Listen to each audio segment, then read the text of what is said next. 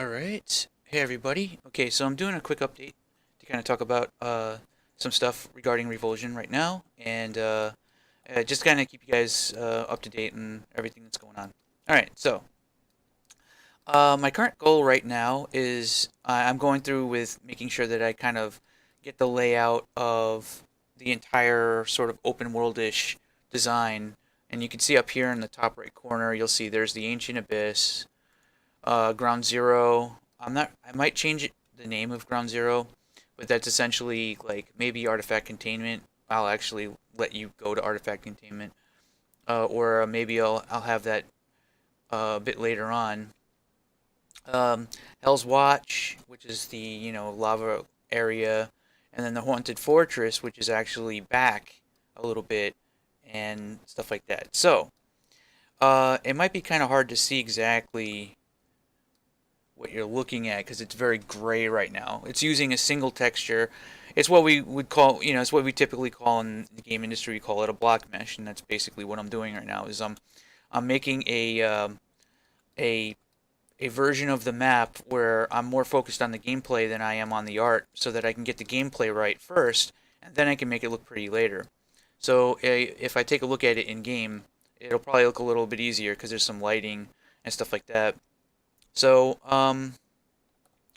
you'll notice that the level design is a lot more robust now because of the different methodology that I'm utilizing, and I can go over the flow of everything as well. But maybe I should probably kind of keep that separate because it's maybe somewhat spoilery. Um, just keep in mind that the flow of the level is designed in such a way where even though the level is open ended, you shouldn't get lost. Like you can do things out of order if you decide to, or I don't think you can actually do things out of order. You can explore areas that you're not supposed to be at yet and stuff like that. But overall speaking, uh, you're going to be led through the level in a fairly linear fashion. You'll see other locations from wherever you are right now, and so like you'll see that tower in the distance there, but you'll also see other structures which are part of other things. I might move the tower closer so that it's easier to see it in relation to everything else. Um, I can actually run around in the map. Now the lighting and everything like that, totally not final. Keep that in mind. But these levels are gonna take place in a more daytime and sort of aesthetic. Let's see. So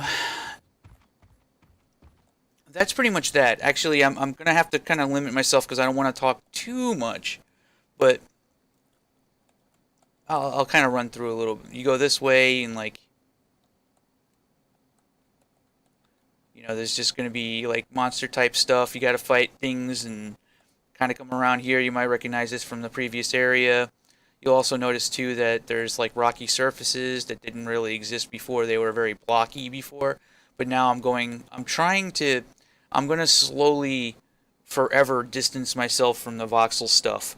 So all of the new things that I work on is going to be less and less voxely as things continue, to a point where eventually, I'll have a whole new game and it'll have zero voxel stuff in it. But the closest I'll get to voxel stuff is maybe the sort of like blocky textures, the low res textures, and things of that nature. So there's going to be a lot of combat, everything like that. So this is already coming along. This is kind of a thing. Now, one of the things that was brought up when I made the last video was I was asked about the cryptocurrency thing, and a lot of things actually came up ever since that video. So that video kind of actually sparked some interesting reactions. It sparked some stuff.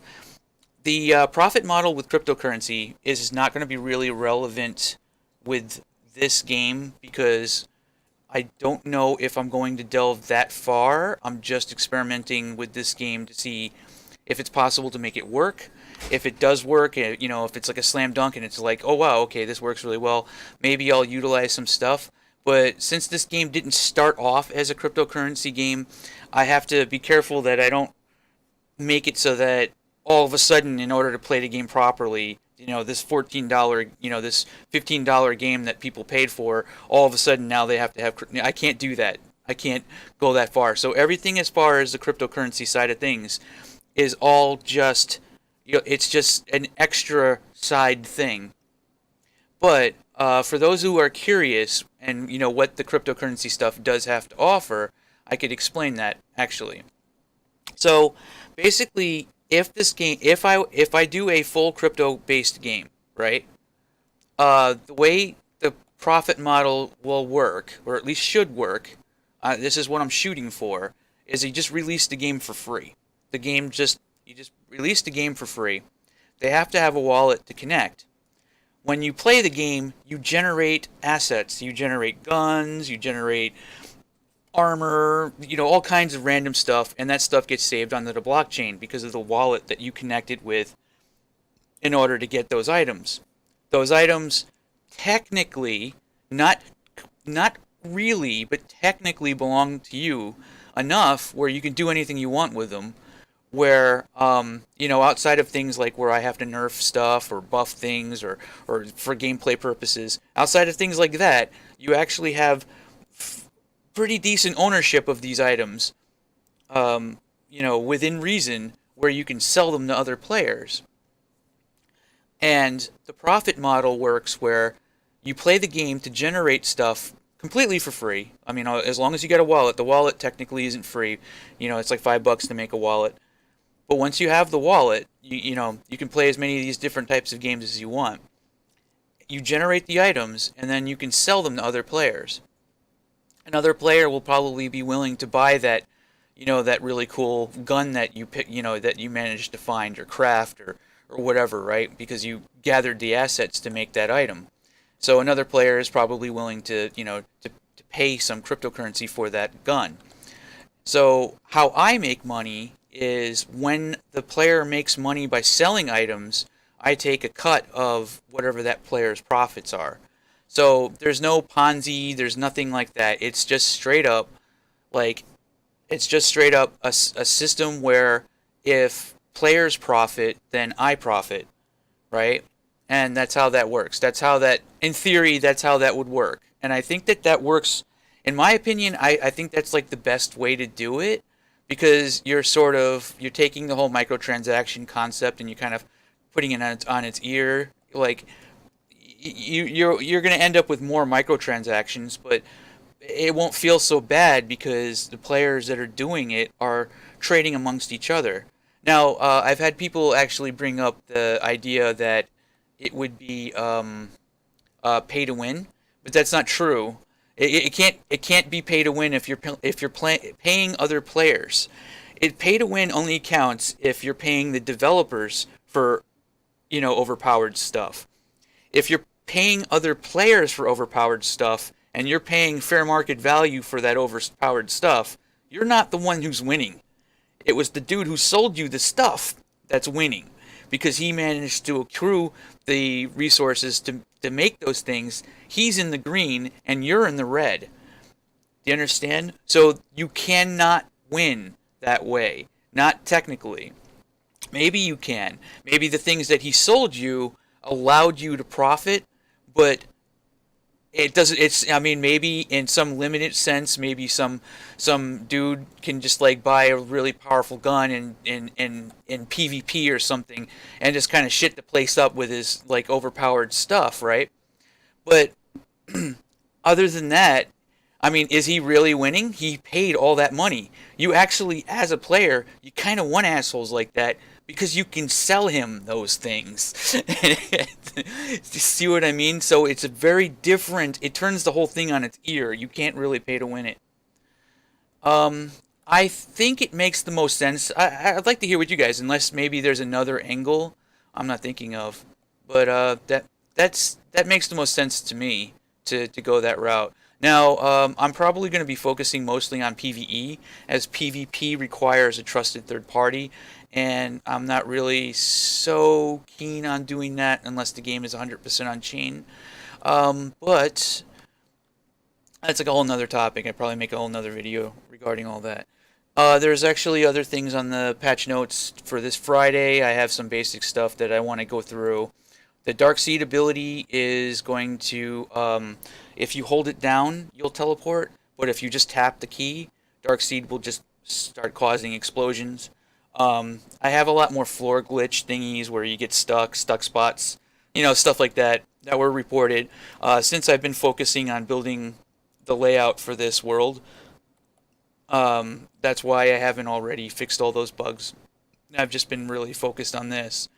And now, as far as opportunities that have come up, it was a really good idea, I think, to have mentioned the promotional stuff for the cryptocurrency thing. So this may actually work out really great to my favor, and I'm looking forward to seeing what kinds of opportunities do show themselves. This may actually end up really being a good thing, um, which is going to be great. Like the kind of stuff that I've already talked about in terms of functionality, in terms of development pipeline and stuff like that. Man, I can already see people forming a community simply just making tools like this, making simple games that utilize this tool set, because the tool set just makes it so easy to do exactly the kind of profit model that I just described. And you can have hard microtransactions too, or whatever, right? Cryptocurrency does actually offer a means of DRM, which, since you have to have a wallet to connect to the game, and maybe your save game information might be saved on the blockchain or something like that, or your character or something. If you don't have a wallet, then the game simply won't work. And one of the things that's neat about this is that since it's DRM capable, I don't have to pay Valve 30% of my profits when I sell the game and stuff like that.